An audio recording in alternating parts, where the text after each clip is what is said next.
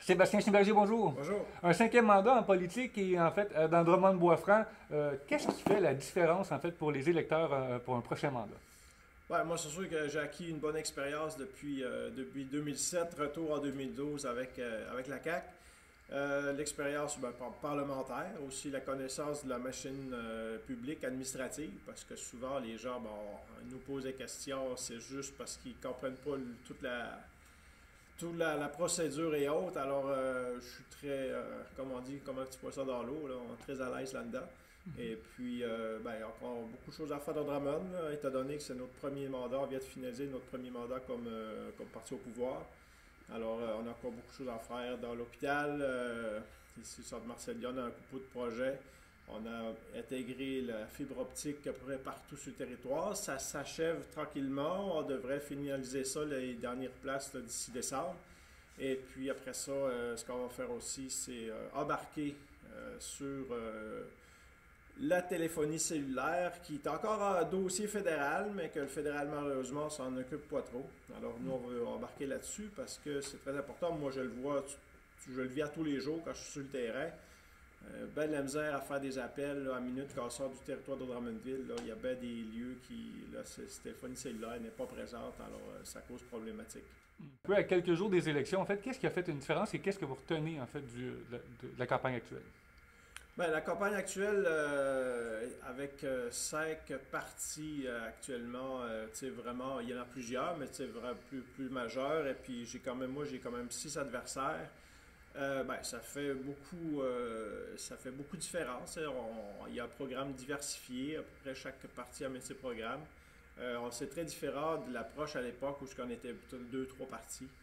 Alors, il y en a un peu pour tout le monde. En même temps, ce que je vois des fois, c'est que, comme j'ai toujours dit, un parti politique, là, on peut être en accord avec une majorité d'éléments. Ça veut pas dire qu'on est en accord avec tout. Mais moi, tu sais, il y a des éléments, parfois, je suis pas en accord, puis je le dis en caucus, puis c'est pour ça, les caucus, c'est fait pour ça. Alors, on dirait que souvent, aujourd'hui, c'est de plus en plus dur. Il y a des personnes, ça prendrait un programme pour chaque personne. Alors, c'est pas ça, la politique. C'est la politique, c'est la société. On vit en communauté. Alors, il y a des pots, il y a des cornes, et puis il faut s'adapter à ça. Alors, les programmes politiques sont faits en conséquence, puis il faut voter pour la personne ou le programme qui nous rejoint le plus. Sébastien, un dernier mandat teinté par la COVID, en fait, qu'est-ce qu'on retient de cette expérience-là? Qu'est-ce qui aurait pu être fait différent, tout parti confondu?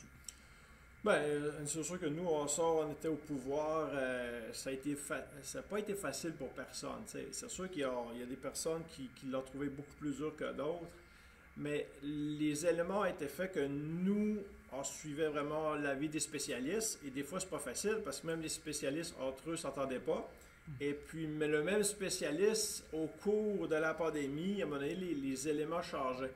Alors, moi, je ne viens pas du domaine de la santé, la majorité des gens dans mon parti non plus. Alors, on écoute les gens, les spécialistes, on écoute la santé publique, et puis de mettre en place les éléments demandés par la santé publique, c'est pas toujours évident. Parce que tu sais que tu crées des fois de l'incohérence entre certains éléments. Tu sais, on le sait, là, c'est pas évident. Tu fais le mieux que tu peux. Puis une fois que c'est passé, c'est toujours plus facile de dire « Hey, il aurait fallu faire ça ». Tu sais, moi, si j'écoute des fois le Canadien, puis j'écoute les chroniqueurs sportifs après le match, ils devraient tous être coach du Canadien, tu sais, à quelque part. Parce une fois le match qui est fini, c'est beaucoup plus facile de critiquer ou faire un pronostic que pas dans la game, comme on dit, pas dans le match. Sébastien, en fait, durant la campagne, il y a eu en fait un clin d'œil qui s'est fait. En fait, il y a une candidate qui a retiré en fait des flyers de son adversaire. Ouais. Comment on peut commenter ça? Ouais, je trouve ça dommage. Parce que justement, tu sais, on prône la démocratie. Fait que justement, s'il y avait démocratique, ça prend des adversaires, hein, ça prend des personnes qui se présentent pour un autre parti, pour une autre forme, un autre projet. Ça me fait bien rire parce que moi, à Warwick, la semaine passée, j'ai fait du porte-à-porte et puis le candidat de Québec solidaire avait mis des feuillets dans les quelques portes qui n'avaient pas été ramassées. Fait que moi, étant donné qu'elle était coincée dans la porte, en ouvrant la porte, je savais qu'elle était en bref, fait que je la prenais. Puis en ouvrant la porte, la madame, je dis, bon, mais tenez, ça c'est le feuillet de mon anniversaire de Québec solidaire, il est bien sympathique en passant, mais je vous donne le mien, puis je me présente. Alors je trouvais ça plus le fun que d'enlever le feuillet, puis en même temps, je pense juste en faisant ça, les gens, ils voient qu'on est honnête avec les citoyens. Voilà. On va parler en fait de pénurie d'emploi, en fait des salaires en fait qui semblent être un impondérable pour tout le monde et en même temps l'épicerie coûte cher. Drummond n'y a pas échappé à ça. Non, mais c'est sûr que l'épicerie s'est augmentée. Juste ce qui fait en sorte, c'est les aliments, c'est le transport. Alors chaque aliment, chaque produit est transporté. Et puis ça fait en sorte que juste avec l'augmentation des prix des carburants, ben, veut pas, ça a un impact sur le produit final. Après ça, ben, il y a l'augmentation des salaires. Donc, tu sais, en même temps, chaque compagnie, pour pouvoir retenir ses employés, doit augmenter les salaires. Ben, ça se reflète sur le prix à quelque part. Et puis, avec la pénurie de main-d'œuvre, aujourd'hui, ben, veut pas, le choix il est beaucoup plus au niveau de l'employé que de l'employeur. On le voit, les employeurs nous le disent chaque fois. Aujourd'hui, il y a beaucoup de gens qui sont engagés qu'auparavant, ils ne seraient pas été engagés. Alors aujourd'hui, on les prend. Est-ce que c'est les meilleurs, moins bons, mais parce qu'ils en ont besoin. Et puis aussi, ben, c'est la démographie nous le montre. Ça, c'était prévu depuis il y a déjà 20 ans. Okay? Qu'on aurait, jusqu'à des années 2030, 2031, avoir une pénurie de main-d'œuvre. Pourquoi? Parce qu'il y a beaucoup de baby-boomers qui prennent leur retraite. Et puis, souvent, ces gens-là faisaient aussi beaucoup d'heures. La nouvelle génération, il veut plus axer sur sa famille et autres. Alors, on le voit maintenant, on a des restaurants qui ferment, le McDo et autres, le samedi soir, 9h, c'est fermé. Pourquoi? Parce que les gens ne veulent plus aller travailler le week-end parce qu'ils ont le choix de travailler dans la journée. Alors, il y a un manque de main-d'œuvre qui se reflète justement sur le service offert. Et puis, il faudra s'adapter. Il y a toujours la possibilité d'emmener plus d'émigrants, mais les immigrants, il faut aussi les loger. Alors, on le voit aussi ici, on a déjà une pénurie de logements. Pourtant, il se bâtit plein de logements à Drummondville. On a bâti plus de 1000 l'année passée logements. Alors, à un moment donné, il y a une capacité aussi de recevoir ces gens-là, parce qu'on en reçoit beaucoup à Drummondville. On est la ville qui reçoit au prorata par le nombre d'habitants ici à Drummondville le plus d'immigrants au Québec. Alors, c'est pas parce qu'on ne les reçoit pas, les immigrants, mais il faut pas les loger aussi. Et ça crée une demande supérieure de logement et ça crée aussi une hausse. Alors, tout ça fait en sorte que tout devient plus cher. Alors, c'est pour ça qu'il faut faire attention quand on dit amener plus d'immigrants, amener plus aussi, peu importe, là, ça a toujours un impact sur nos prix. Et on le voit en conséquence, tout le monde paye un peu plus cher leurs produits aujourd'hui. En fait, on voit dans les secteurs d'emploi, maintenant dans la restauration, on est rendu avec des robots de Drummondville. Certains vont dire on est précurseurs, on a des robots qui viennent faire le service aux tables. En même temps, c'est pas tant une bonne nouvelle en fait pour certains secteurs où on va robotiser dans le manufacturier. Maintenant, on le fait déjà dans la restauration.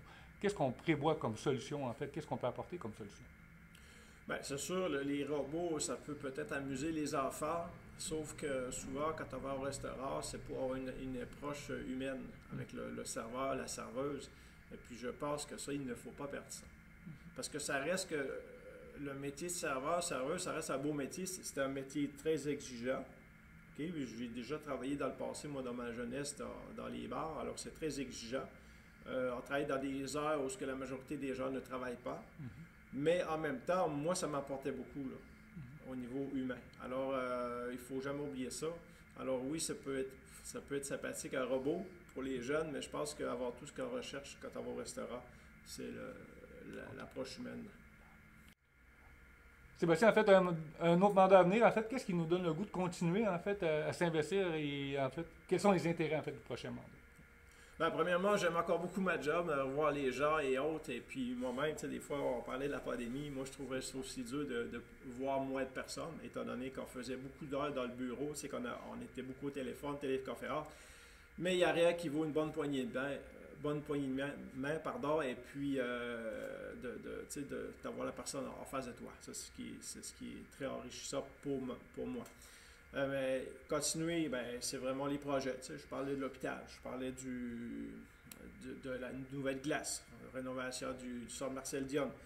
On parle aussi maintenant de la téléphonie cellulaire. Tu sais, c'est sûr que pour les citoyens de Drummondville, ne remarquent pas ça, mais à minute qu'ils sortent de Drummondville, moi, je reste à 12 minutes centre-ville, puis mon téléphone ne rentre pas chez nous. T'sais.